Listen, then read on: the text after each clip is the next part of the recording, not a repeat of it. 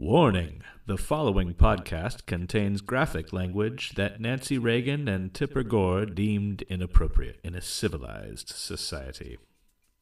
Maybe your kid should be outside playing in the sunshine rather than listening to adult language on a podcast. But hey, I won't tell you how to raise your kids. Religions and governments and vapid hosts of mainstream media opinion shows are better suited for that job, I suppose. It takes a village to wash your brain. Am I right? We're here to talk about the political environment and kind of what it means. Some of us are going to have our own views. These are our private views, while all three of us are contributors to our voice in one way or another. Our views don't necessarily represent our voice as a whole, but we also want to make sure that you are aware that we do have a bias. Every person has a bias, and hopefully you'll know that we wear our bias on our sleeve. That way you don't feel like we're trying to deceive you in any way.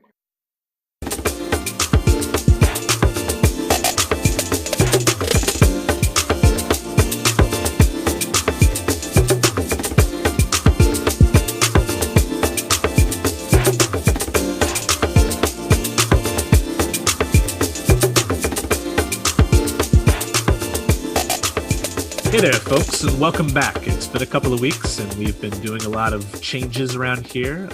Josh is off saving the world. That's Josh Cameron, but he'll be chiming in soon with some of his call-in work. And myself, my name is Christopher Garu, and with me, as always, is Jessie. Hey, how's it going, Jessie? Not too bad. It's nice down here, deep in the South. Deep in the South. Deep. Kind of, we're right next door to Deep State, but Deep South and Deep State. Close neighbors. So today we're going to start off by starting with a segment. This first segment we're calling is The Mainstream Media Fails Again. We want to talk a little bit about this recent Sinclair media consolidation grab they're pushing for. Sinclair, as you probably already know, there was a viral video that went out, and it showed 130-something different television stations, local TV stations, Fox, CBS, NBC. They're all kind of owned differently from the actual national channels, right? The national news comes on these channels, but the local stuff is a completely different beast, and it's owned by another company. And Sinclair owns it in many different places. And they put out a memo that they wanted everybody to read. And actually, there were some people that refused to read it. And I don't know if they got fired or what. They don't really talk much about that. But those that did read it ended up in a viral video clip of all of them saying exactly the same thing all together, all hundreds of them, right? And so that obviously sparked an interest of the tinfoil hat crowd on the internet. And it also got people starting to talk about media consolidation. And that harkened all the way back to 1996 in the Telecommunications Act that was passed by Bill Clinton that basically allowed for any company to own as many media companies as they wanted to without limit. And they threw a caveat in there. I think that was old Bill trying to give, an olive branch to the true lefties that every 3 years, I think, it gets to get reviewed. And so far, every 3 years, they've decided, nope, this is perfectly fine. So now we've been, taken from having, hundreds of media companies out there to just a handful of companies that own all the rest of the companies. We're down to 6, I believe. GE just consolidated with somebody else.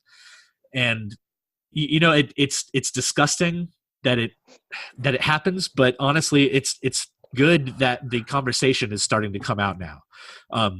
Lots of us, including myself, have known this for quite some time now and have been yelling about it the whole time. And people keep saying that it's propaganda and that we're full of it. But now they're starting to see the light, although they all think it's a right-wing light. And I'm here to say, no, it's both sides. It's the party of business that's pushing this stuff.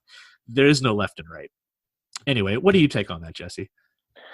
well, I mean, don't get me wrong. I mean, it's the American dream to own everything, and that's all fine and dandy when it's stuff like Frito-Lay. Frito-Lay is owned by Pepsi, and Pepsi's got their fingers in everything just as bad as Coke does. I mean, but don't get me wrong. I mean, that's sugary drinks and liquid death. But right. Media like Sinclair, I mean, I can't remember. Like, I wish I could just focus on that name, but I remember there was another story about Sinclair too.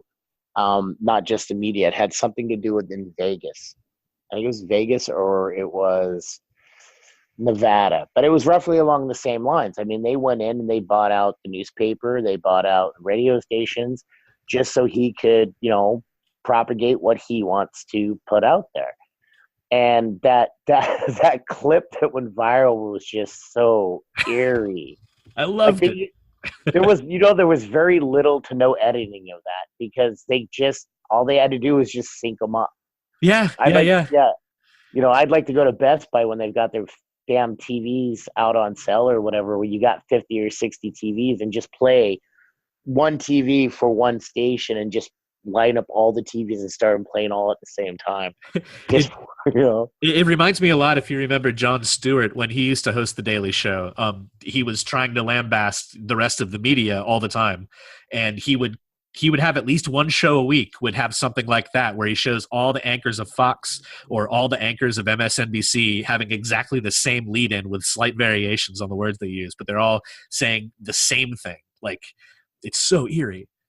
Yeah, and the thing that bothers me is like you said, I mean, it's a monopoly. It's if Sinclair wants to push an agenda, he's got the platform and, the 2 bazillion freaking TV stations to do it with. If he wants to do it in print media, he's got the papers to do it. Or it's just, I don't know. And then I laugh because Trump starts talking about fake news and fake that. And it's like, you're butt buddies with the biggest fake news propaganda there is. You know what I mean? Right.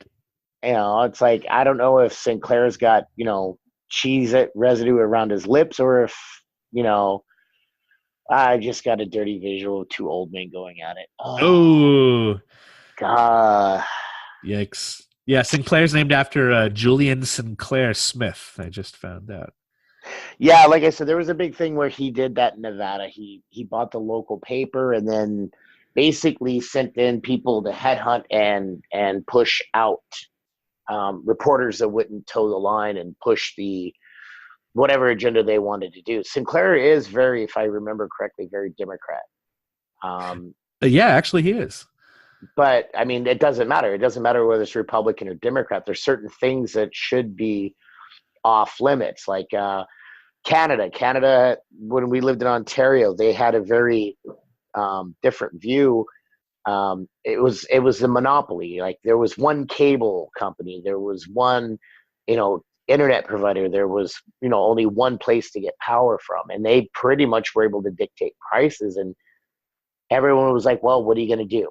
It's the only place to get that service. And it's like, but that's because you guys made it that way.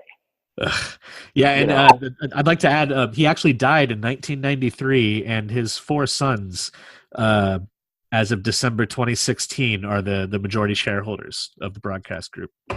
So who knows what their leanings are? I would assume they're the same as Daddy, but it's all about the almighty dollar. It's not really political lean, even though we keep trying to apply that to a lot of these things. It's just business.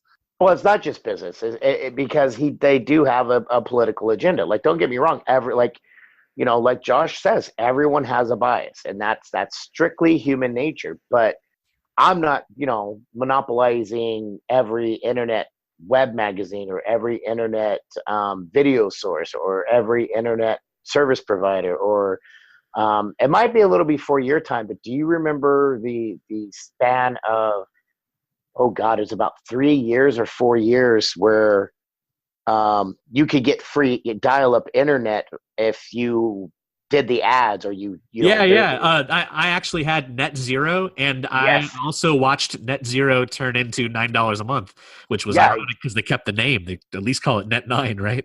Yeah, exactly. And that was the thing. But if you started, you had to watch their ads, you had to watch their little clips, you had to and a lot of their stuff was extremely left, Granted, it's true. It was kind of like propaganda. Yeah, come to think of it.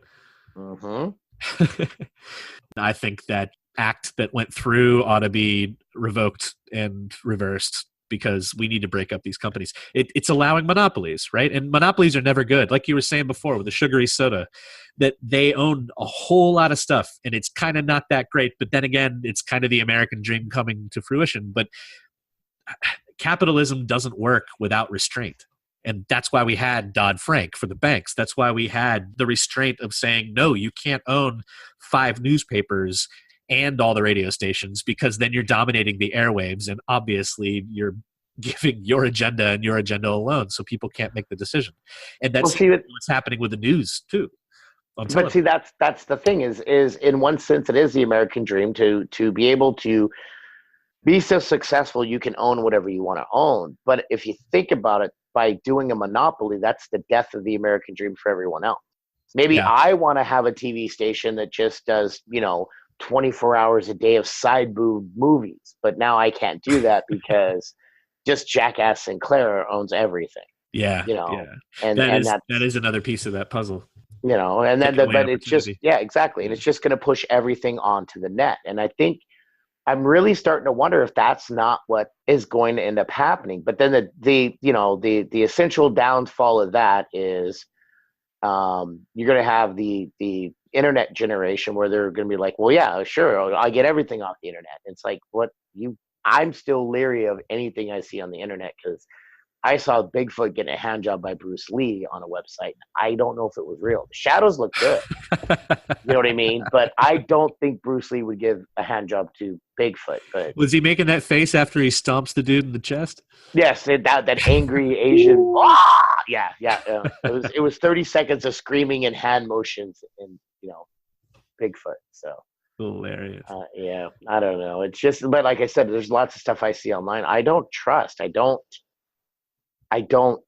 have anything to say that this is, verifiable. Like, I mean, I kept getting things on a news feed that said that Florida had legalized marijuana. Florida has not legalized marijuana.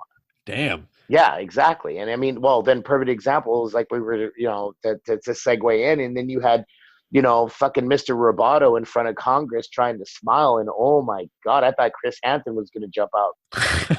Like that guy. I mean, Mark Zuckerberg, fucking really, you're richer than God, and no one's taught you how to smile. Like, what happened? What happened? Did the lizard people like eat him and wear his skin and everything else? I'll admit I haven't watched it yet. I've only seen little clips. But from what I understand, he basically couldn't answer a couple of questions that were pretty important. One of them being, he could answer them. He just chose not to. Well, yeah. Right. He wouldn't answer. Pardon me. One of them being, how are you able to collect data from users that aren't even online, that have never used your service before? And the answer he's supposed to be giving is, well, we allow that to happen with the people that use our services that have their own companies, that then these people use those apps. So they don't use Facebook ever. You could never download Facebook, and Facebook will still be using your data and selling it, the space for your data, to marketers in order to show their advertisements, whether you like it or not. On top of that, our phones are Google Maps is constantly tracking you even while you have it off. Yeah, that's why I like to take Google Map to inappropriate places, just to show them. I don't know. I get the whole data. Well, it's like the old adage now. I should not even an old adage. It's a new one. If you're using a product and it's free, you're the product. Yeah, that's for sure. And I think we all kind of knew that, but I don't think we understood to the extent what he and his company intended to do with that information, what the information was that he wanted to take. Because I remember signing the end user license agreement, and it does say that they are going to, based on my usage of Facebook, tailor advertisements to me. It says that. Yeah. That's fine. But the difference is everyone was under the assumption, because that's what, and Facebook never really came out and clarified. Okay. I'll give you a perfect example. I can pay $30 a month and watch HBO and never have to watch another commercial if I choose not to. I will have to watch HBO commercials as far as what they have coming in and this, that, the other, but I don't need to watch another tampon commercial or another, erectile dysfunction commercial or, that kind of thing. I would never have to see one of those, but then again, I'm paying for that privilege. And that's what everyone, as far as all these companies have said, hey, we will tailor we will sell some of your data so we can tailor ads to you and products to you and this, that, the other. That is completely different than for pay TV versus commercial TV. commercial TV, that's, they're not going to sit here and sell my data of what I've watched to 9,000 different companies and make a ton of money off of it. They know viewers, right? Yeah, it is a different model. It's roughly in the same vein, but it's not as. To me, it's sinister because there's a lot of stuff that I'm accessing through Facebook, but at the same time, they're accessing my personal information that I'm not putting on Facebook, and I never put on Facebook. Yeah. So how did they get that info? Cookies, baby. Well, that's the thing, and then that's what the new age Girl Scouts creeping into your house without ringing the bell. Oh, they're coming in to get you. So, wow. Okay. Next segment, we are going to be calling it No Spin. No Spin. No Bullshit. No Bullshit. So, no spin, no bullshit this week. The big thing that I want to talk about, and it's going to be one that I'm constantly going to probably be talking about on the podcast, is legalization of marijuana. Just for the simple fact that I still don't get how in 2018 we can still sit here and say that you as an adult can do whatever you want, but you can't do this and you can't do that, but you can do this and you can do that. You know what I mean? It drives me up the wall that some states, Colorado, California, Washington, Vermont, Washington, D.C., kind of, but they've legalized marijuana. All these places it's perfectly legal to do. But where you live and where I live, it's not quite the same boat. I mean, Georgia, for example, has some of the strictest marijuana laws in the U.S. Ooh, now you should know I'm in Maine now, Jesse. So we're on the cusp of being just like Colorado and California. When you say on the cusp, so it's decriminalized, but there is no legal marketplace? They're hashing out the marketplace. It seems the legislators really didn't want this bill to pass, and the people passed it because it was a referendum. And, as a side note, it also started a conversation of should we allow the citizens to have referendums, which really upsets me, and I will be voting against any bill that tries to take that away, of course. But besides getting ranked choice voting in our next election, we got the legalization of the possession of marijuana and the use in your own home. And there is no current marketplace, but what has been happening is there's a circumvent. You're allowed to give marijuana away as a gift. So what's happening now is people charge a delivery fee. And that delivery fee changes depending upon the distance that they have to travel and the size of the gift that they are going to be receiving. Okay, so basically Maine did what Washington, D.C. did. Washington, D.C., same thing. It's legal for recreational and medical, but there's no marketplace. You can't buy it, you can't sell it. You have to gift it. Right. Kind of like what Georgia did. Georgia did the bullshit, bureaucratic, asshole move of legalizing CBD oils up to 5% THC, but they didn't put anything in place to make it to where you could grow, produce, or make CBD oils. So in Georgia, the oil is acceptable to use and have. You just have no way to get it. Although there are millions of websites popping up all over the place trying to sell it. Oh, that's true. Now that's where some interesting things go up, because the other place that they tried to screw people over was they only put 350-ish doctors for the state of Georgia on the registry that can prescribe the use of and provide the medical card. Oh my God! Oh, I hope at least one of them allows for Skype prescriptions, huh? Well, I've come across a few people that have figured a way around that, and Obamacare, it actually offered, and it allows telehealth.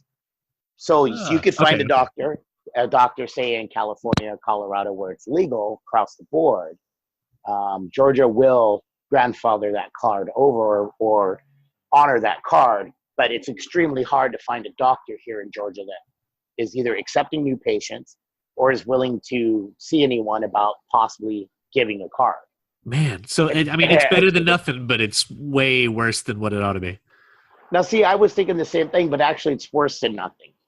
It is worse than nothing because it's there, but they still put in roadblocks to people actually using it. The big thing that they're patting themselves on the back right now is they added chronic illness or chronic pain and PTSD to the list of acceptable excuses to use CBD oils.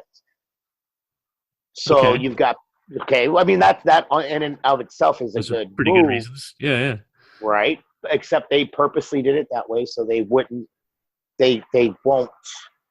put something in place where someone can make it and someone can sell it. Right. They keep skipping over that part. I think probably because they just assume that there will be, smokable marijuana being grown all over the place with the excuse. Well, there was only like 4 bills this year in the Georgia Senate. 4 of them 4 bills out of the 16, only 4 of them dealt with decriminalization, legalization of recreational, and then a few amendments to the medical. The rest of it had to do with agriculture, believe it or not. So don't let fucking Turtle Fucker be the first guy to sit here and say that he was the one to come up and try to, grow hemp in Kentucky. And Kentucky was the first state to try to grow it. No, we tried to do that here in Georgia. They wouldn't even entertain that bill of industrial hemp. And Georgia has really good climate, soil, and everything else to grow industrial hemp. And back during the Civil War times, Georgia was covered in hemp. Yeah. So it's one of those things that Georgia could have been the first as far as that goes, but they want to wait and see how federal's going to go. That's so crazy because, just from a botany perspective, they're so fertile in Georgia. Like, they could be producing, like, the entire Southeast's crop. Oh, exactly. And the thing is they could make so much money in that state. Oh, yeah. And I mean, considering hemp is extremely hardy, I think it snowed here for all of 45 minutes this year. That's it.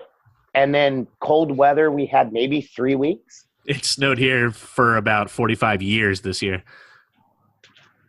Yeah, no, exactly. I mean, the weather, it's April, 11th today? Yeah, it's supposed to snow on Sunday, by the way.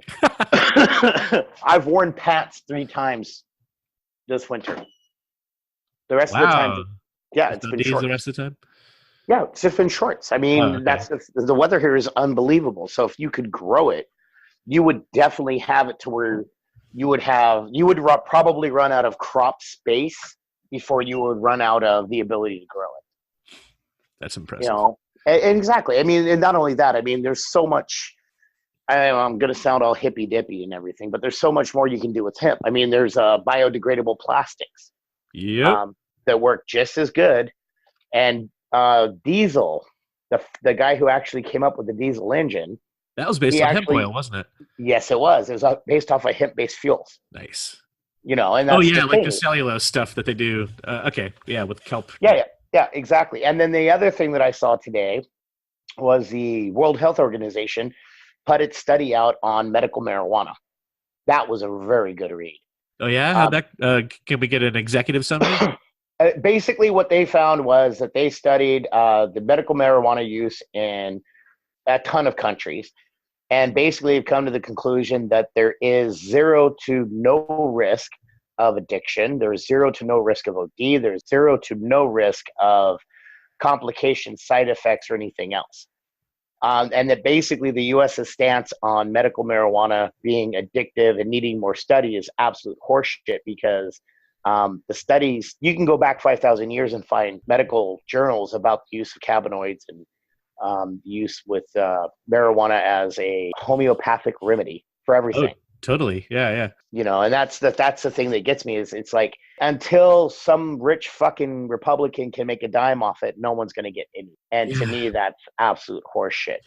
The other thing that I saw was pharmaceutical companies in California, Colorado, or let me rephrase that, Big Pharma is noticing all these states that have legalized or recreational use or medical use marijuana are getting pissy because they're losing up to 40% of their drug users.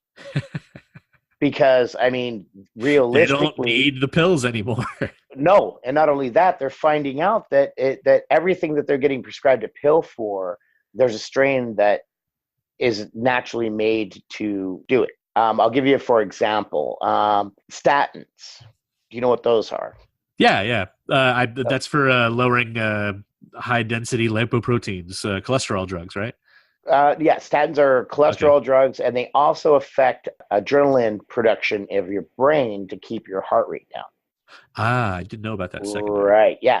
The only problem with that is it tends to have some horrendous side effects. One of the side effects, believe it or not, is that it causes a condition where the muscle detaches from the bone. Oh my God.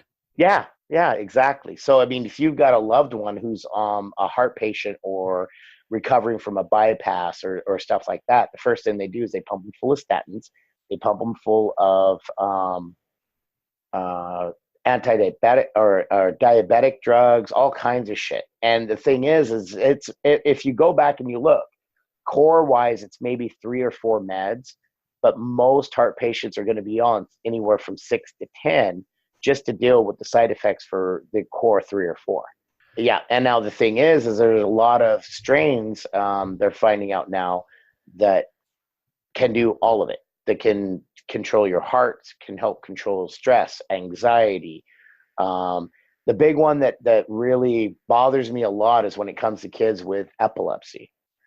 Yeah. Where parents are forced to put them on, hardcore drugs that have horrible side effects just to keep their child from having seizures. When cannabinoid oils or cannabis oil and other natural options are available, but they can't do it unless they live in Colorado or California or Nevada, believe it or not, same thing. Wow. I mean, yeah. Yeah, I've seen some of those videos out there on YouTube of like parents addressing Congress even about cannabis oil. Mm-hmm. Or even their state legislatures, and they have these kids, and they're like, "Look, you want them on these drugs that do all these horrible things, or can we just give them some of this oil that doesn't even have THC in it?" Yeah, exactly. And you can't sit here and tell me it's not a money grab, because if you can sit there and be a person in power as far as political or legislation or in that same ballpark and look at someone whose 8-year-old has 100 seizures a day, and the meds that you're going to give them, well, it could destroy their kidneys or cause liver problems or even cause worse brain injury. Yeah. But you can't give them cannabinoids or CBD oils, because then you're going to go to jail, because you're giving your child an illegal drug. That's the one that bothers me the most. They're like, well, it's CBD, it's an illegal drug. It's a natural drug, and the thing that bothers me is you're giving someone poison. You're basically giving them chemo to try to treat a headache. It's unreal and completely despicable. And it's that profit motive.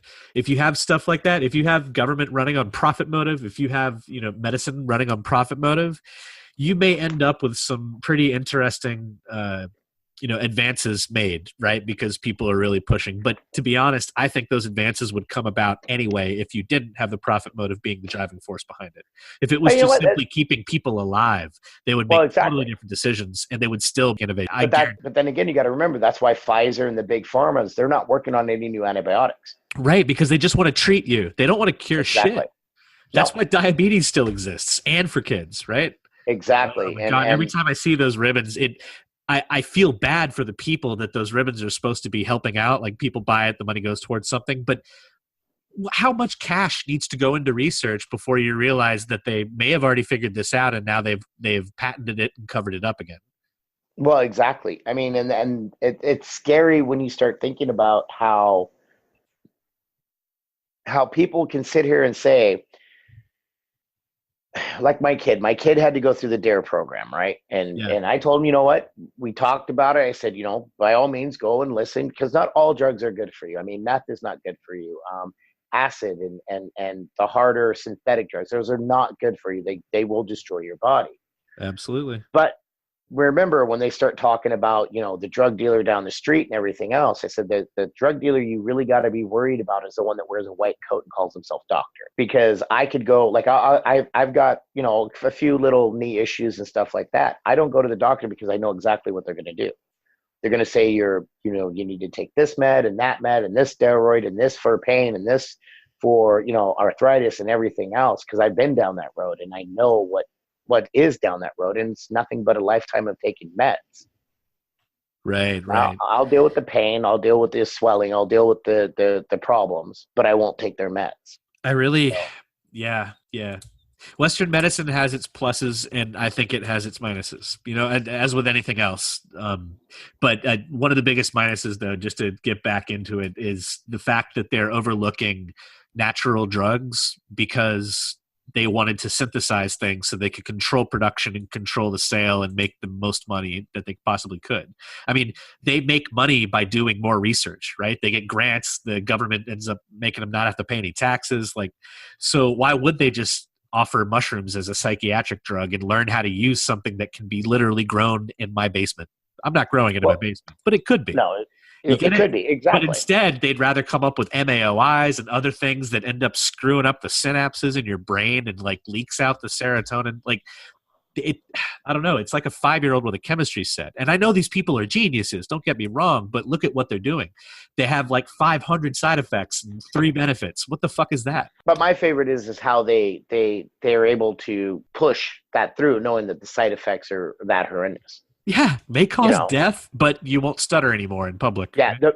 the big one that I'm seeing now that really is starting to scare me is plaque psoriasis. Yeah, I've seen at least 7 different commercials from 7 different companies, or fuck for all I know from the same company, just a different brand. Yeah, and you may have a little bit of patchy, scaly skin, but do you really want to take a drug that's going to basically kill your immune system? It you may have trouble fighting off infections. Don't have vaccines. Let your doctor know if you plan on having a vaccine. And, or if you live my favorite is if you live in a part of the country where certain fungal infections exist.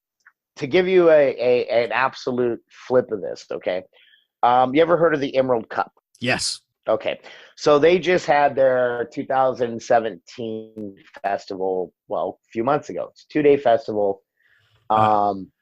Okay, so they had basically maxed out of 25,000 plus attend every day on the 2-day event. Okay, now I want you to give me numbers. That many people in California. How many total people do you think got hospitalized, were arrested, OD'd, or died because of that event? I am going to go with what is 0, Alex? That is correct.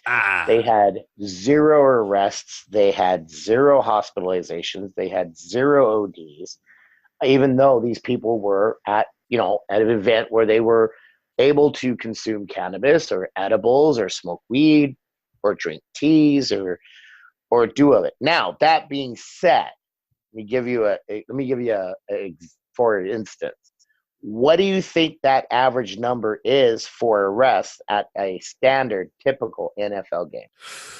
Ooh, honestly, I don't know. I'm going to go with 4. Oh, you're so close. 6. 6 is the average. That's still too every many. NFL game. Every NFL game, there's a minimum 6 arrests for either, and it's usually alcohol-related drug or alcohol-related offenses, being drunk in public, drunken fighting, drunken DUI, or whatever, what have you. Drunken breathing, man. You turn into an asshole. Well, pretty much. I mean, and that's the thing a lot of people don't understand. Alcohol is a toxin. And when you drink it to excess, what it actually does is it basically shorts the mammal part of your brain, the higher functioning portion of your brain. That's why you hear people talk about a blackout drunk. Well, this guy was up and functioning and was being an asshole or violent or whatever. He won't remember it because the higher portion of his brain, the mammal part of his brain, is turned off. Right. The lizard part of his brain is just fucking rocking and rolling. And that's what alcohol does in excess. It basically causes you to black out. You don't remember shit, but you were like, wait, what did I do last night? I did what? Right. I fought off 9 cops while I was masturbating. What do you mean?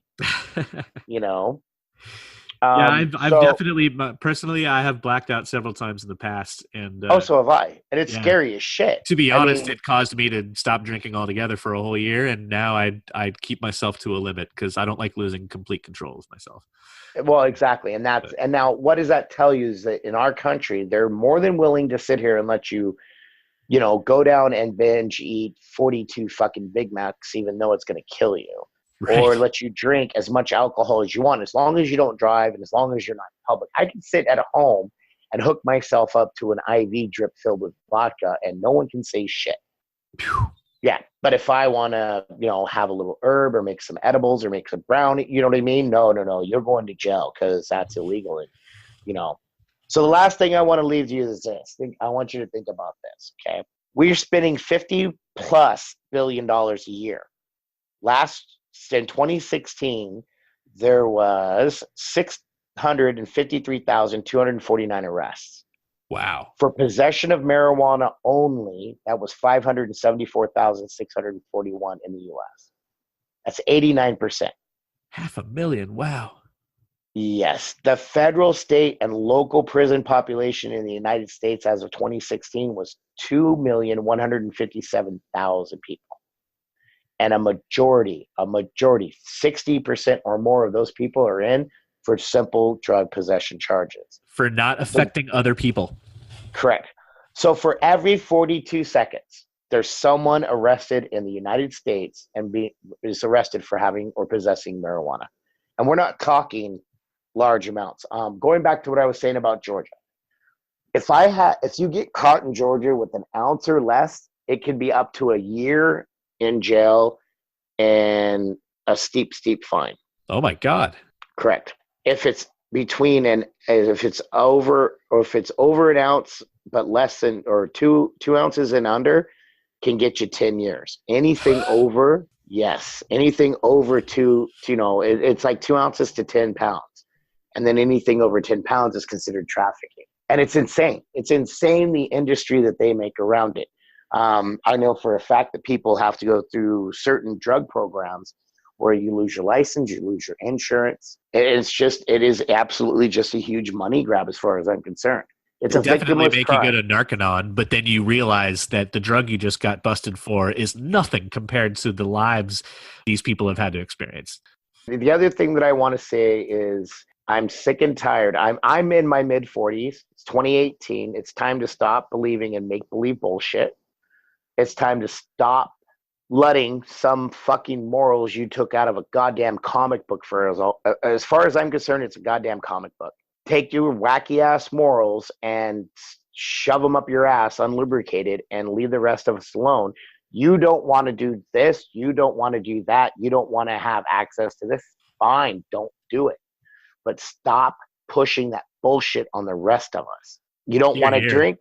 Don't drink. You don't want an abortion? Then don't fuck your neighbor. You don't want to smoke weed? Then don't smoke weed. But don't make it a law that the rest of us have to follow your bullshit, wacky ass idea. You sound like a very good libertarian to me. And libertarian or whatever. Like I said, I mean, I ended up getting in an argument about religion at work today. And I just looked at the guy and said, you do realize this is no different than guys arguing about whether or not, Professor Xavier can lift Thor's fucking hammer or not. It's make-believe. It's a comic book. It just happens to be a really old comic book. Shittiest superpowers ever. I can turn water into wine. Yeah, it's a pretty good superpower if you got no wine. I can turn water into wine too. I just need 3 weeks and some rotten grapes. What's your point? I can turn water into a fruit drink with caffeine. There you go. I can walk on water too. I did it for 15 years up north. Just you can only do it for 6 months out of the year. You know what I mean? And with that, we're going to go ahead and take a quick break. There is a public service announcement that is going to be made. And when we come back, we'll hear from Josh Cameron, who is out saving the world. And he was recently at the March for Our Lives. So we'll hear about his experience, and we'll come back and talk about how mine was when I went to the March for Our Lives in Boston. Stay tuned.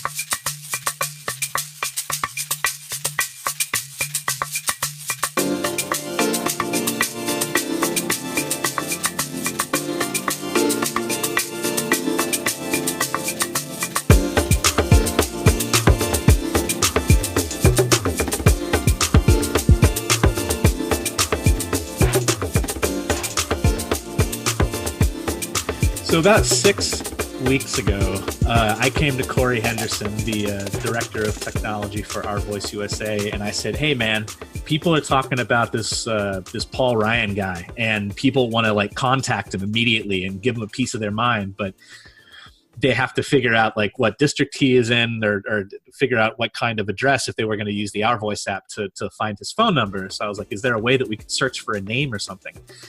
And Corey decided to run as fast as he could with that football and came up with something pretty brilliant. And I think I'll let him describe that for you. How's it going, Corey? Good. Now, not to take any wind out of your sails, but you weren't the first to ask for that. Oh, darn. Story of my life. But I certainly do take what you request with greater weight than most people. Considering, you're one of few who actually help me directly. So, the functionality of searching by name really isn't all that hard to do, considering how I had everything all laid out. It was just a matter of getting it in. And I kept struggling with all the ins and outs of the code, and finally came to the decision of I need to put it up on the web. So as part of coding that, I also coded the Our Voice app as a web page. Now I should note that the last time I did any form of web page was like in 2004, and the web app that looks like it was made in 2004. Oh, don't sell yourself short. But and it will, the look of it will improve over time. That is possible. When you pull up ourvoiceusa.org, there is a button, Politician Search. And you click that, and you see basically what you see in the app. You can search an address and see who represents up and down the ballot, given that address. Now, there's also a search by name that you can click on. And then the text above the input field changes and gives you some examples of what you can do. Not only can you search by name, you can search by state, by office, by party, or any other metadata we have on that individual. So you could, for example, search Wyoming State Senate Democrat, and you will see the Democrats in the Wyoming State Senate. Oh, wow. So let me just, as an example, if somebody was in an argument on Twitter, let's say, and somebody was talking about Wyoming and they said, well, it's those Democrats in Wyoming doing this or representing those people, you could easily go to the search, type in Wyoming Democrats, and bring up the names. Yep, that's correct. You can even, if you see someone tweeting, a politician tweeting, you can copy their Twitter handle and paste it into the search. And if we have their social media, their name will come up. Oh, wow. So That's you incredible. could almost reverse verify someone's Twitter. It's like, oh, well, they may be, if they weren't, the Twitter verified or whatever that is called, you can see that I'm not a social media person. You could take their name and search it on the search by name. And if they come up, then you can have a higher degree of certainty that is that person's account. That's amazing. So in playing around with this, I noticed that on the right side of all of the entries, there's little blue links to different web pages like Open Secrets, Wikipedia stuff. So am I to understand that people could probably just do Oppo research with this search tool as well? Absolutely. From the beginning, when I started making this, I realized there are other tools out there similar, and all of them go pretty deep into bills and such. And when you're talking about making a new product, you need to say, what are you going to do better? And not just marginally better, something that's a lot better. So rather than get into what bills are in flight and a whole bunch of information about them, I can just give you links to where that stuff's already being done. So where we have the data, we link you to another site that has that, Vote Smart has bio information and some bill information, and Open Secrets has where they get their money from. And Ballotpedia could have some other information. There's a whole mess of varying external links that we might have on politicians. Yeah, I totally see the application of this for those who like to argue on the internet as I do. I can recall back in 2016 arguing with people. I was a Bernie Sanders fan. Obviously, I was arguing with people who wanted Hillary Clinton to win that primary. And we would go back and forth. Well, where's your proof? Well, where's this? Well, where's that? What are you saying? And I would have to go on my phone and search like 11 different websites and keep typing things in the search engines when really, I could have used this, at least for looking up things on Bernie Sanders, who was already holding office.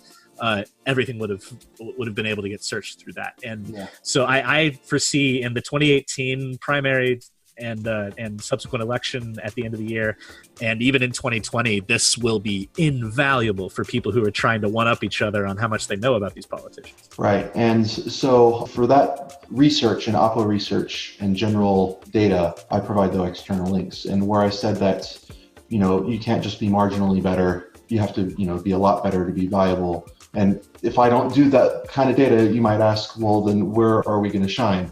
And that comes with the kind of indexing I do and what we're going to do moving forward. And if we can get organizations like Our Revolution and Wolfpack and hell, even the NRA to work with us on data, and we can broker it in and put an A or an F grade of the NRA on someone's record, or this person is pledged to get money out of politics by passing a constitutional amendment, or Our Revolution has endorsed this person, or it's brokering in data points and showing it to the user. And taking it one step further, we could even integrate it with social media. So when you pull up who's running, we could tell you who your friends have endorsed, if they have endorsed anybody with our tool. Well, a lot of what I spoke about is to be coded in the near future, not already done, but feel free to look at the tool and see what works, what doesn't. Feedback appreciated, and I'm excited about the possibilities here. Corey, I am really excited about it as well. And on behalf of me and everyone else that asked you for search by name, we thank you. You're welcome. All right. Well, I will let you go, and you can get back to the grindstone, as it were. And I'm going to go back and talk to Jessie a little bit more about all sorts of wacky stuff. Have fun. Have a good one, sir.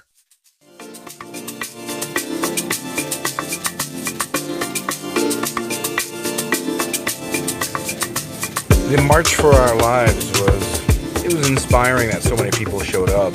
For Salt Lake, being that we have a reasonably sized city, but also a very red state, we still had 8,000 people they estimated show up. That's not bad at all. And so that was cool. They called for people to register to vote, make sure that people vote, which is also really cool. And it's very important that we hold people accountable. However, run for office. I've yet to see any of these events that attract thousands of people have a call to arms the way that Bernie Sanders said, look, we need this political revolution. We need everyone to run for office. And you should be thinking about that, whether it be next year. Maybe you can run for a municipal seat. The year after, maybe you can run for a statewide seat or a federal seat. And then just think about where you can fit in, how you can help, what you can do. And we need every voice. Why don't I hear this at these rallies? Thousands of people eating up every word, and it's, yeah, vote, yeah, woo, yeah, let's vote. That's good. But come on, guys, just showing up is not enough. We can't just show up and call it a day. We've got the most brazenly corrupt government possibly in our nation's history. I don't know that we've ever seen anything as brazenly corrupt. Maybe it was more corrupt behind the scenes that we couldn't see, but this is beyond insane. And if we don't stop it, nobody else will. Nobody wants to save us. Nobody's looking out for our benefit. It's up to us. Only we can save ourselves. Only we are the change that we are hoping for, and that we're looking for. If we don't do it, no one else will. Nobody else wants the job. Why don't I hear this more? I love the signs. I love the spirit. When I was there, I was marching, and I walking through the crowd. I saw this little girl, maybe, I don't know, 12. And so I let her use my megaphone and let her chant for a little bit. She seemed quite amused. Later on, going through the rally, I didn't really yell out much. I kind of liked what I heard for the most part. I didn't want to make too many people upset at me like I did at the Monumental Mistake rally. But ultimately, we need people to run for office. Run for office. If you don't run for office, nothing will happen. Even if you run for office and you lose, you're forcing them to hear your ideas. You're forcing it for people to have to be aware. Pretty unfortunate. It's pretty unfortunate that the moneyed interests want to use their money to secure power instead of using their money to help. Like, think of the moneyed interest instead of just like saying, hey, I want that office. They said, hey, I want to reach out to 10 local candidates running for office and use that same amount of money and fund their campaigns and help them strategize. You know, somebody to look beyond just their own nose and beyond their just only they can win, and only they have good ideas because they have the money. Just because you're poor doesn't mean you don't have good ideas. Just because you don't have the means to run for office does not mean you don't have good ideas that aren't worth expressing. And this is what we need to remember. Poor people are smart too. Poor people have great ideas too. Poor people, have some of the same, maybe a little bit different epigenetics, as far as that works, which I'm still not sure I fully appreciate. But genetically, we're, same people. I guess, depending on how much time you spend out in space, as shown by the twin astronaut guys, maybe you'll have very slim differences, but we're the same people. Race is a construct of society. There's no genetic aspect for race. It's just pigment color. And so things that we use to divide us, to prevent us from moving beyond the bullshit circles and the bullshit fights and the empty fights and the vacuous ideas that are better left forgotten, such as racism and slavery and women aren't people, so I have to somehow tell women what sort of health care they need and how they should treat their bodies. I need to make sure that my ear is pressed against the door so I know what's going on at all times. I need to make sure that charges are filed against doctors who dare give women safe medical treatment. No, fuck that. Better let her die in the alleyway with a rusty hanger. So much better. Because we're pro-life. Roe v. Wade wasn't when it was legal for an abortion so much as it was when women quit dying in alleyways. Quit dying because of punctured something or another due to a coat hanger or whatever they use because they're in desperate situations. How dare anyone tell you what sort of health care you need? And we allow these ideas to take hold and disallow us to come together. And then when we don't come together, we're divided. Not just in ideas, but divided economically in the sense of how we vote. We're still in the same tax bracket, so we're still in the same economics, socioeconomic structure and level and tier and class, I guess. But we don't allow ourselves to see that. We see blue collar, white collar. Somebody making $30,000 a year at Discover Card. Are they really that different than somebody making $30,000 a year, maybe working as parts at a car dealership? I mean, one has a different job. Why do our jobs need to define us so much? And it's class that really scares the oligarchical system, because class is what unites us.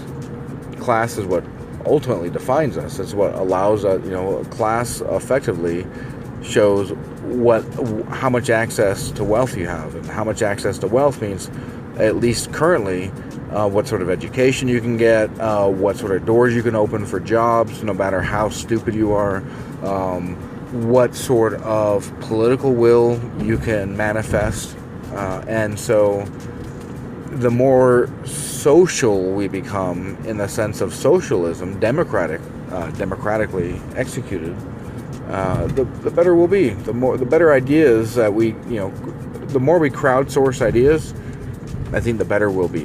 The more that we reach out to more than just people who have money and reach out to regular folk, we're going to find that we're going to increase what it is to be a regular folk, increase your quality of life, and increase your standard of living. Who's against that? And, maybe we'll have to raise a little bit of taxes. So let's say we raise your taxes $3,000, but then we save you $8,000 in out-of-pocket, whether it be premiums or, let's find, especially for women. Like I don't understand we put a luxury tax on women's hygiene products. Like that's insane. It's a luxury to be hygienic. Like that's the most regressive thing I think I've ever heard. Like we should be rewarding hygiene, not being regressive against it. We should have not only socialized medicine, but we should also help women with hygiene products within that, because that is just an insane amount of money that people have to buy on the daily, or at least use on the daily, potentially buy on the daily, depending on how much they buy at a time. But it's incredible. And the more that we give a hand up and not a hand out, the better we're going to find the economy overall, especially on a national level, because the more money people have to spend on the market, the healthier the market is. The less money on the market, the less healthy the market is. And so how you have mass amounts of money on the market is by giving money to workers. Kind of like Costco did with the Trump tax. And yet, so many others just use stock buybacks because they're only interested in making America sick. They're only interested in making themselves rich. They're only interested in their agenda, their private agenda. They scream patriotism. They scream that they are the most American and you can go fuck yourself and you can get out of here and live somewhere else if you disagree with the way that they amass power for their private interests for just a few. And again, nothing will change until we run for office.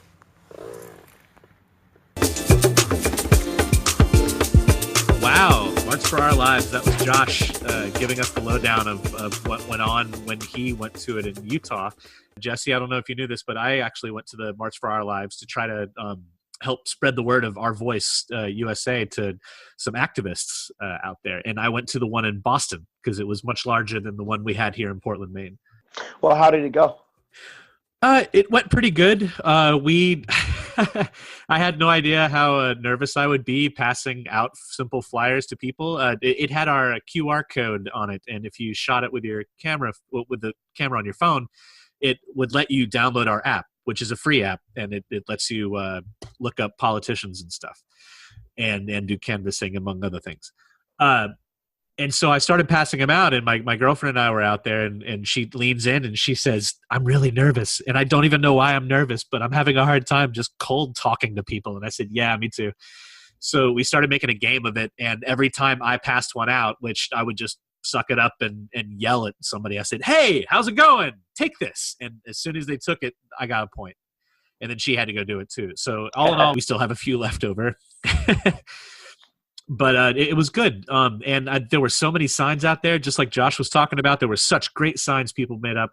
And, personally, I think there should be some good gun laws passed as far as restricting access to ridiculous things. But I also think that the concept of not allowing people to own what they want to own and consume what they want to consume, reaching back to the drug war conversation we were having previously, I really think that people should be allowed to do what they want as long as it's not infringing on other people. And as soon as they cross that line, we deal with it.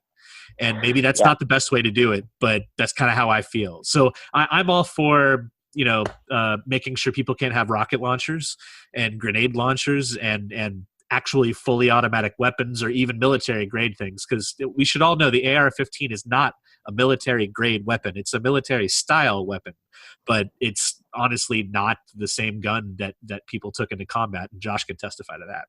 Well, exactly. I mean, and the thing is like I said, it's hard to legislate crazy. It really is. I mean, you can put laws in there. I mean, a perfect example is if you ever really want a fun, and I say fun in the ironic sense, watch a documentary called 24 Hours in the Life of a Gun. Oh, geez. Yeah, I mean, and it strictly is, it's an illegal firearm. And it follows this illegal firearm from one part of the country to the next, to the next, to the next. until it's actually finally seized. So But you're saying that the gun laws don't do anything to stop this thing from moving around? no, I mean, because realistically, gun laws for people who are following the laws, they're perfectly okay. But it's criminals and it's people who really don't give a shit about the law that aren't really following the laws. You know And what I mean? a big piece of that puzzle that people bring up, and it definitely, I get sentimental about it. It's never touched close to home, but I've known some people for whom it did. Are people who lawfully acquire weapons for whatever reason they might have, and they don't store them accurately, and no one's making them do that, and kids get a hold of them and shoot each other. That does happen quite often. Yes. I mean, even this Parkland shooting that caused all of this to actually take place, it was the 17th school shooting, I do believe, since January of this year. Yes. And one of the ones in the previous 16 was, it's very vague. Sorry about that. I didn't look at the details recently, but it was a young girl, and she had brought a gun to school for whatever reason. She stole it from her parents, and it went off in her book bag and shot somebody. Yeah. And I'm laughing at the ridiculousness of that, right? Like that, first of all, some kid feels the need to bring a gun to school to protect herself. Secondly, that a parent wouldn't have, like, in Japan, they often keep the clip and the weapon in two different places. It's required by law. Okay, Right? but that defeats the purpose. That's like saying you can have a car, but you got to keep the gas 5 miles away. Yeah, that's true. And honestly, I think for their, maybe that's a bad example. For their reasons, it's because most people are just getting hunting licenses. So Well, it would no, be I mean, way to quickly kill everybody. well, exactly. But I mean, at the same time, it would be like if a kid took a kitchen knife to school, would we be required to lock up the kitchen knife so children don't have access to them? The problem is there again, you're trying to legislate after the fact. And don't get me wrong, I mean, gun safety, all day long. I mean, like I said, I don't own a firearm, but at the same time, if I come across a firearm and one of the last things I'm going to do is pick it up and go, oh, look, a gun. You know what I mean? Even totally. when I go to any of the gun shows or anything else, I mean, I make sure that before they hand me the weapon, the person who's going to hand me the weapon, if it's they're dropping the clip, they're clearing the chamber, and then I'm doing the same thing just to make sure. Even though, I mean, what are the odds that you're going to go into Academy Sports and they're going to have an actual live round and a handgun you're going to look at? Probably not very highly likely, but at the same time, I'm not going to take that chance. Are you? Certainly not. And I think the gun debate. I recently saw a Redacted Tonight episode. I think it was one of his VIPs, and they were talking about how nobody wants to take all the guns away. There might be a few people, but they're on the fringe, and nobody wants every single thing to be available. There might be a few again, but they're on the fringe. So Right. What are we really talking about when we have this gun debate? And I really like the way that he framed that, because he had to get down to the nitty gritty of it's some of the people on one side are absolutely correct, and some of the ideas on the other side are absolutely correct, but neither side has holds the key, right? We need to find out how to have a synthesis of the two ideas. Oh, don't you right? dare use the C word. Don't you dare use the C word. Oh, you mean a compromise? No, I'm not talking about a compromise, because What I'm saying is there's good ideas on both sides, and basically what needs to be done is a rational, yeah, sure. We'll say logical compromise. look at it. I was going to But, say I mean, it's a synthesis of two ideas, and one of them being that the concept of having weapons in order to protect yourself and in order to hunt have nothing to do with the ability to fire enough bullets to waste 30 people without having to change the clip. So Yeah. clearly we have to find some happy medium between the two, right? right. Actually, I have no problem with that whatsoever. But on top of that, though, when we're looking at people having a problem with killing others, we need to look at, and I'm not saying that it's only a mental issue, and I'm not saying that people kill people. However, that is also a truism. The guns that are available enable people to kill even more people. So I think that should be said more often. But we also need to look at the mental health of these unstable people that choose to go and wipe out a bunch of other folks. If you can sit there and say that this kid is totally sane, I'll call you a liar. If you can say that that douchebag that went and shot up the Pulse nightclub was sane, I'll call you a liar. These people are whacked out of their fucking gourd. For one reason or another, they've gotten to the point where they've decided this is the best step for me. And we need to figure out how to get people to know that they can get help. And we need to figure out how to actually properly help them so that they don't reach that point. And one other statistic I'd like to throw out there, and I don't have the exact number, but I've now read that London, stabbings in London, the murder rate in London, and they're not allowed to have firearms, right? The murder rate has reached that of New York City. Yes, and they're doing it with knives. Right. That's my point. So now they're saying, ban a butter knife? No, but that's exactly what they're saying. Is they're cracking down and making stiffer laws for knife control, saying no one needs to carry a knife. I carry a knife. I carry a pocket knife everywhere I go. It's on my keychain. Right, but it goes back to what the classic argument has been. If you take guns away, i.e., England, they take guns away, they use knives. Now they're having knife control issues, and then people are going to start coming out with, well, let's have more knife control. Okay, well, what? You can't carry a sword. Okay, well, yeah, but you can't do this, you can't do that. No one needs a two-sided blade. I mean, everything that is an instrument of destruction, people want to try and limit it or to control it when they're not really understanding it's just a tool. Well, you need to control how hardcore those tools are. I mean, nobody can go out and just buy dynamite. You got to get licenses, get trained. Let me give you next time we talk to Josh, ask Josh about this, okay? You do know that the military has a rule that says you can use a bayonet on an assault rifle or you can use a bayonet on a rifle. But that bayonet can be 3 feet long, a sword, serrated, electrically charged, come with pepper spray, have a taser attachment, all this shit. But it cannot be a tri-blade. What's a tri-blade? They used to use them in World War I and early parts of World War II as well. It's literally 3 blades that come in a triangular point. And the reason the Geneva Convention has actually said that you cannot use these as weapons of war is because if you get stabbed with one, you're done. Because there's so much damage done that surgeons can't fix you. Because it cuts in so many different directions. It's not just a slice. It's jagged. Exactly. Okay. Right, but the Geneva Convention says you can't use a tri-blade, but it doesn't mean that you can't gut someone with a serrated bayonet like 4 times in a row, right? Yeah, exactly. It's just no, you can't use this specific style. That's what that doesn't sound like it really prevents anything that they're worried about that style causing from happening. No, yeah, exactly. It's like using gas. I mean, no one wants to use gas because it's an unfair advantage, or nukes, or whatever. But I mean, it's realistically at the core, it's just a tool to kill. Couldn't somebody but it's how it's used. Couldn't somebody potentially have 2 handguns, both with I don't know what the clip rounds are, 18 round clips, right? That's 36 bullets, and they can pull them one after the other. I mean, most handguns you don't have to keep pulling something back over and over again to pull it. It's not like the Wild West where they're using a 6-shooter. No. We're not talking. Yeah, you're talking to double action. Yeah, sure. No, most semi-automatic pistols are single. So as long as one round is chambered, when you pull the trigger, the explosion from the bullet creates enough kinetic force to push the slide back. Okay.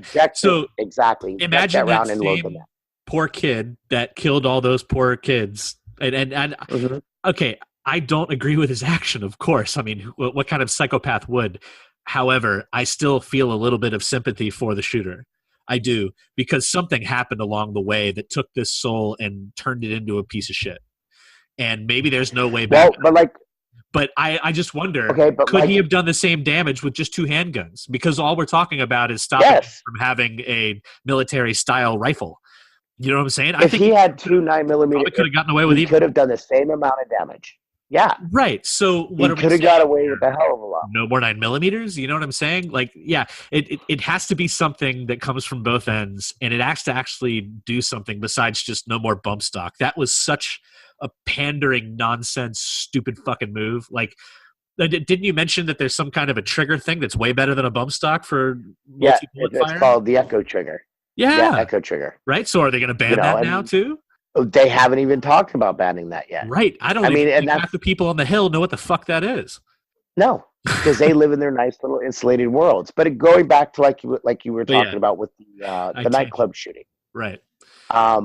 Is everyone wants to focus on the tool, but no one wants to focus on they all want to focus on the end result step 15.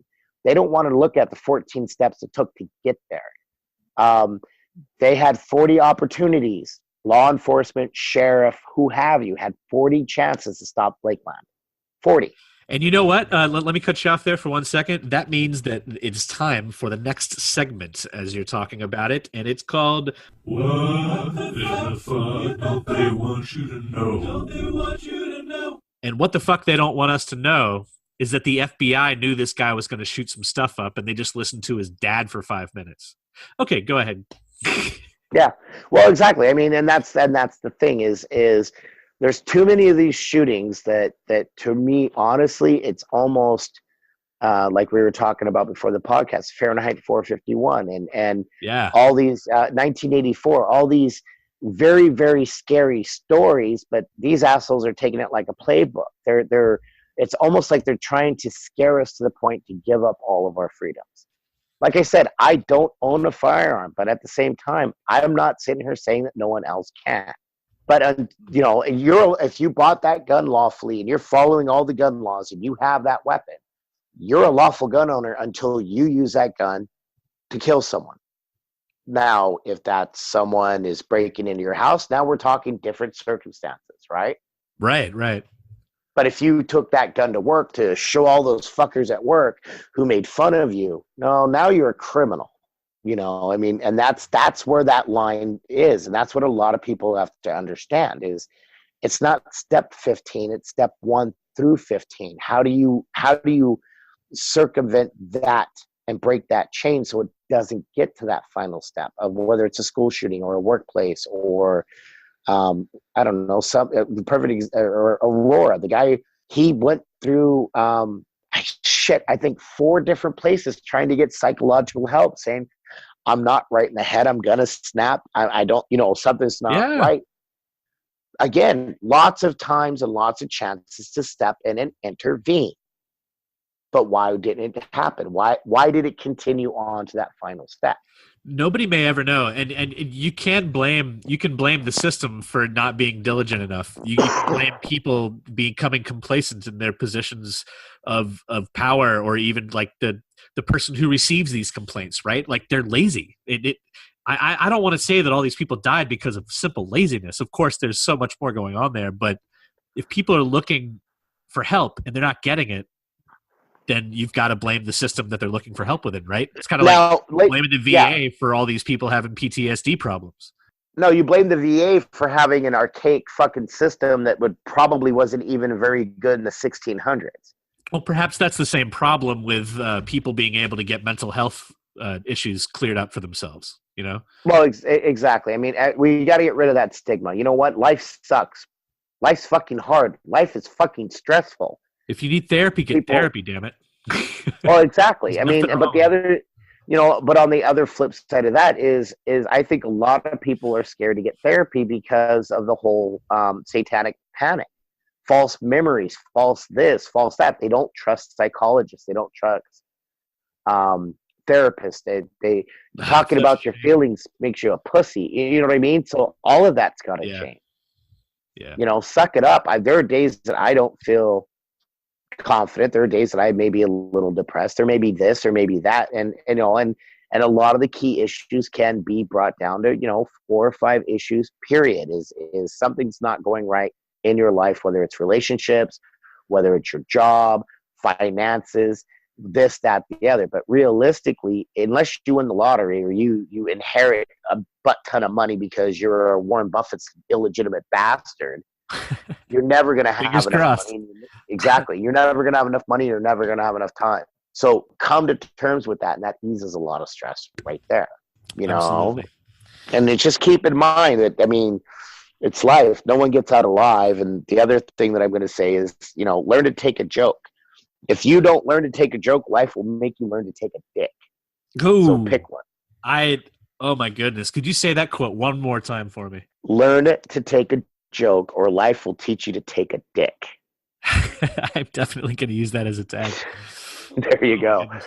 You know, but so getting back to this Pulse nightclub thing, you heard about what happened, right? Some of the revelations that have surfaced because of it all?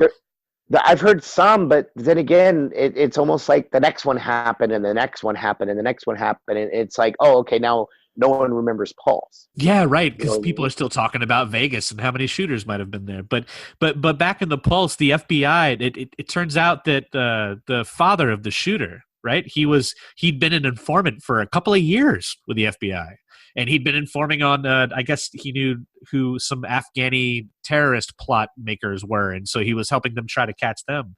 And the FBI noticed that this guy's going out of his way to try to purchase weapons, and he's talking a lot of shit to people and saying that he's going to, kill a lot of folks, right? And they ask his father, is he going to be okay? And he said, don't worry about it. He's not going to kill anybody.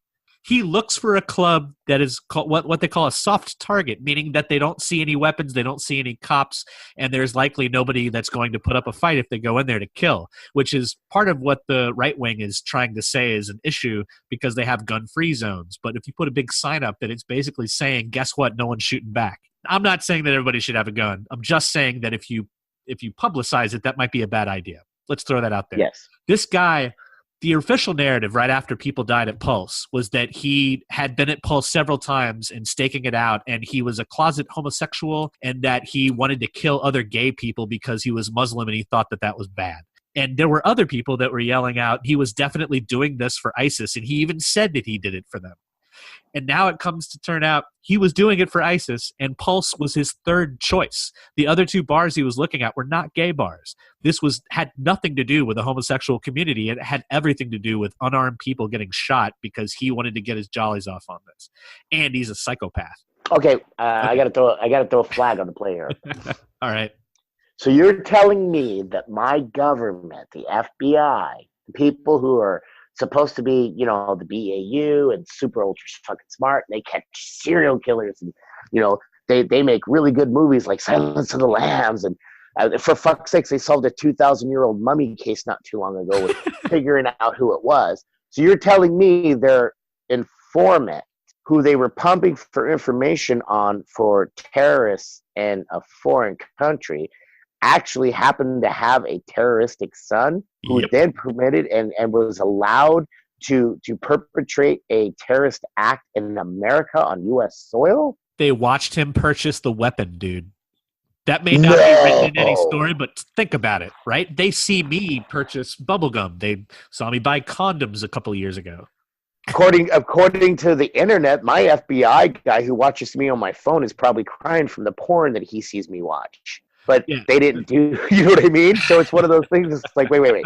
So either they're all knowing and they're all seeing, or they're all just a bunch of retards. Yeah.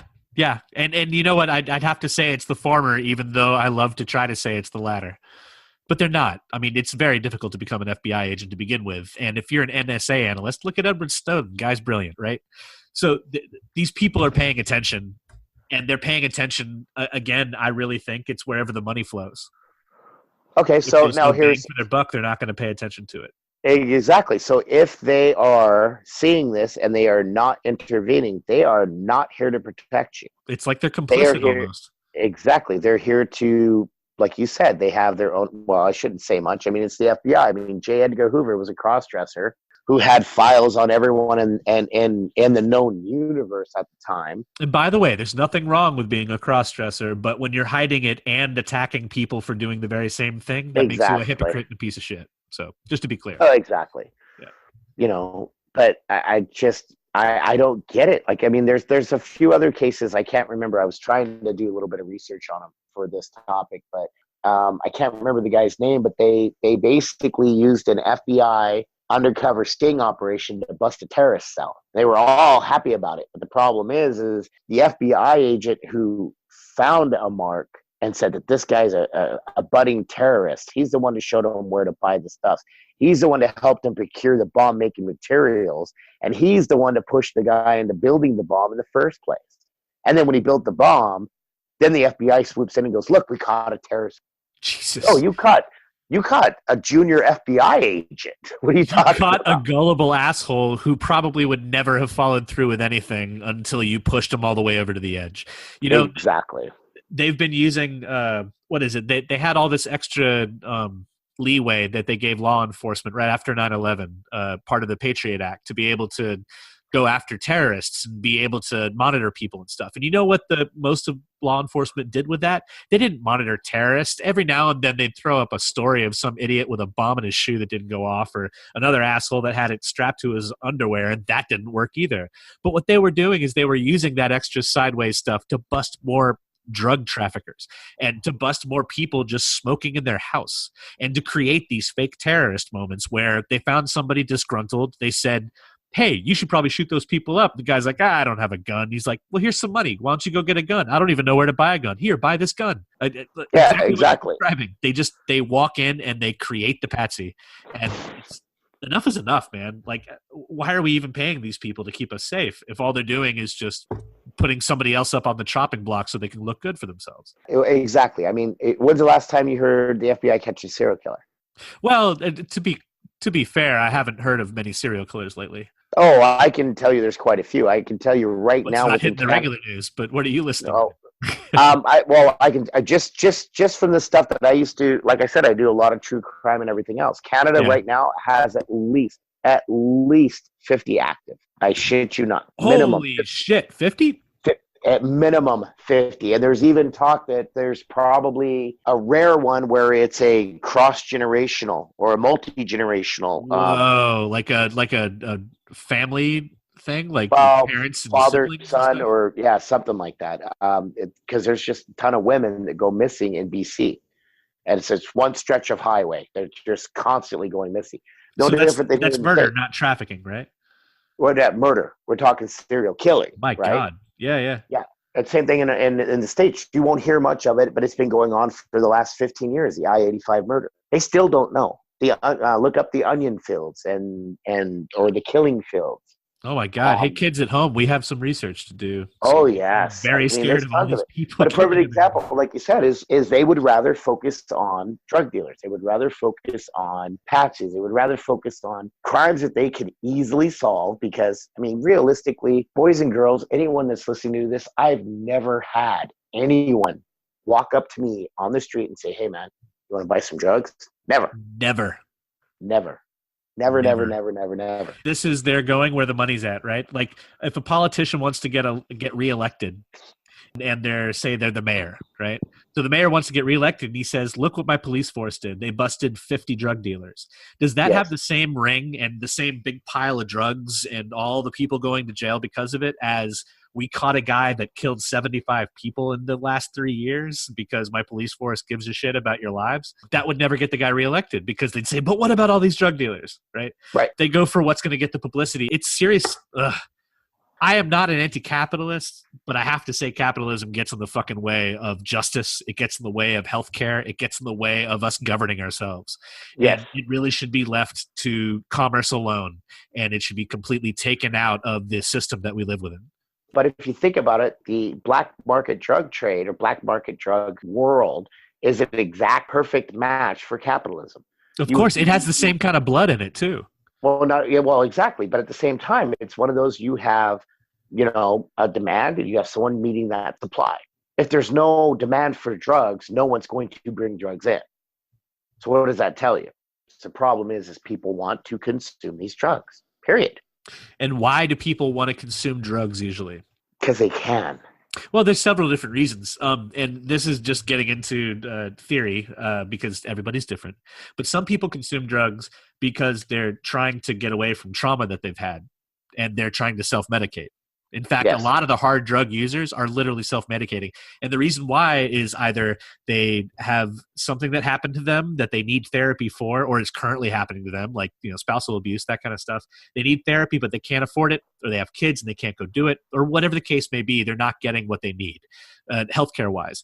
Or they're doing these drugs because they're in deep fucking poverty and they're working 2 fucking jobs and they don't know how to get out of it, and they don't want to go on food stamps, and they don't want to, you know what I'm saying? It's always because there's a problem that they have in society, whether it's their fault or not. And the only way to escape from it is to consume stuff. And they can either drink alcohol, but let's say their dad was an alcoholic and beat their mom all the time. Why would you grow up then and drink yourself if you were thinking? So you want to try something else, right? Somebody offers you drugs, and it's not like they offered him in the street. It's a loved one that cares about you and says, here, smoke this joint, Well, but now there's like, exactly. But there's also the other half of that equation. No one in this country gave a fuck about the opioid problem that vets were having, or the opioid problem that was being forced onto elderly people, or the opioid problem that was being set to, oh, here, try this new synthetic opioid. You'll love it. Oh, no, it's not addictive. They actually said that. They said that. But then it hits football players, right? No. Then it hits rich, white, suburban kids. Yeah, because they're sitting in the suburbs. They're bored out of their minds because they have nothing to do. Stealing grandma's pills. Exactly. Yeah. They steal grandma's pill and find out, oh, my God, who do you think gave it the nickname Hillbilly Heroin? It wasn't the fucking assholes in Virginia. Well, why would you say Hillbilly Heroin if you were in Virginia? You'd say, no, we just call it heroin here. Right. Well, actually, that's a slur in West Virginia. Exactly. Yeah. And that's the thing. But until it hits rich white kids and becomes an issue for the rich or the middle class, then it's a problem. Then it's a scourge. It's like, bitch, you're 5 years late to the party. That honestly, and this is, again, not to take away from the Parkland shooting or any of the other mass shootings that got so much publicity like that did, but think of all the different kids that die in poor neighborhoods, and usually they're children of color. And think of all of they're not mass shootings in schools, but they're mass shootings in neighborhoods. There's mass shootings in the street. But because it's in a downtrodden area that already has like a history of crime, it's not shocking to anybody anymore. And the cops just show up and waste a bunch of people and don't do any paperwork, and somebody gets away with it. It happens again. But it hits rich white kids that are at like 600,000 and up in the average home cost. I mean, go look at that CBS special. Whose house is that? Are you kidding me? Of course it's going to be up in arms. It's the same as the crack epidemic, right? Crack was destroying lives way before white kids got their hands on it. These affluent white children get their hands on it and they start getting hooked on that shit. Boom, legislation, Yeah. Here's one for you.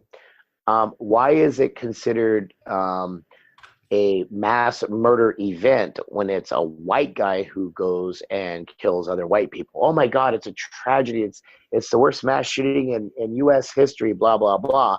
But you look at Atlanta, or you look at California or Chicago or New York, the same thing happens, like you said, in those neighborhoods. Suddenly it's not a mass shooting, it's black on black violence. The narrative, the way they use language and the terminology that they choose completely dictates to people how they're supposed to see these victims and these perpetrators. Yep. And the sex workers, same exact thing. I mean, there's a reason why the typical, serial killer MO is to kill sex workers or hookers or prostitutes or prostitutes or this or whoever. It's because they are considered less than a normal person. Yeah. Oh, well, she's a prostitute and she sucks dick for money. Who cares if, someone skinned her and wore like a fucking hat? Some poor person overdosed in their apartment. That doesn't make the Yeah, exactly. No one really cares. But, Seymour Hoffman does it, right? He OD'd on heroin. Oh my God, we must have heroin reform. Yeah. No, he just got clean, and that's the other thing. One last thing I want to throw in there, and I'll do this for research for next time, is Ibutan. Ibutan. It's a natural occurring plant that they found in, I do want to believe, in South America. They've used it down there forever. Uh-huh. Guess what it does? What? When you drink it or smoke it or use it or administer it to a person who has an opioid addiction, it actually resets the synapse in their fucking brains. It wipes their brains clean. Voila. So That sounds a lot like people are able to bust heroin addictions with a couple of guided mushroom sessions. Yep. And Yeah, they've been doing that in ketamine. Europe for a few years now. Yeah. Yeah, no, but this one actually it actually cleans the receptors in the brain. Now that being said, this drug is being researched, but you cannot research it in the United States. It is an illegal substance in the United States, even though it definitely has a medical use in helping people break opioid addictions, but they will never bring it here. It's amazing. Never. Yeah, they did the same, or they tried to do the same thing with kratom, which is another plant that gets ground up and put into teas. It's consumed all around the world. It does have a side effect with heavy use. It changes your complexion a little bit. But otherwise, it completely replaces having to take methadone, and you can't OD on it. In fact, it's really difficult to do so because you end up passing out or throwing up, you know? Yeah. But they tried to make that illegal, and the reason is because they want to make more money off of the heroin addiction drugs. Yeah. So, boys and girls, what have we learned today? We've learned that our nation is a warring nation, and that's how our economy is based. And when we can't find any enemies in the world, the government turns on its own. That's why it's called the war on drugs. Well, who are the people that they're fighting against in the war on drugs? That's me. That's you. That's your grandma. That's someone in your family. You show me one person in the United States that doesn't have a family member that either has a drug problem or has been busted for drug-related offenses, and I will show you a rich piece of shit who still has that problem. They just got enough money to keep their people from getting arrested. And we should all remember that just like a war on drugs or a war on terror or a war on any non-human thing has a human cost. It has a consequence. Just because we're out there fighting the terrorists doesn't mean that we're not still producing so much what do they call it? Collateral damage. Those are human beings, you know, men, women, children, had nothing to do with anything that we're thinking are going to come and attack us. These are people trying to survive, scraping to get by, and we're wasting them out there. Same with the war on drugs. They're not fighting against the crack that your daughter's smoking. They're fighting your daughter too. And they're keeping her from being able to get well. All they want to do is turn her into a commodity in the prison system, which we can also cover on another episode. Oh, yeah. So they're just turning you into a product. You know, I mean, the U.S. is horrible because I often think of the Batman syndrome. But I actually recently learned a little fun fact for Batman, that the guy who actually wrote Batman based it off a kooky aunt that he had that used to wear a bat outfit in the 1920s. Anyway. Really? Oh, yeah. So what's the Batman syndrome? Batman syndrome is where you, through quote unquote your moral high ground or your moral ideas or your high ideas, actually inadvertently or overtly create your own arch enemies. Batman created the Joker, right? Yep. He created Two-Face. He created the Riddler. Exactly. All of Batman's arch enemies, he in some way, shape, or form had a hand in creating the circumstances that created that enemy. And if you don't believe us, go over to any country over in the Middle East right now that's been heavily drone struck or had drone attacks and ask, well, what are your feelings on the U.S.? And they're going to be like, fuck the U.S. You fly these little fucking planes in and he killed my fucking aunt at her wedding, douchebags. Yeah. Yeah, you know, so. We're perpetuating the bad guy, which I'm sure was all part of it in the first place. Anyway, with that, we're going to go ahead and sign out. I'm Jessie, and hopefully the FBI won't come in and arrest me for my search history. And I'm Chris, up here in Maine, making sure that springtime actually shows up because I'm really sick and tired of the winter. Hey, head south. It's always summer down here. I may have to do that. There you go. Take care, everybody. Peace.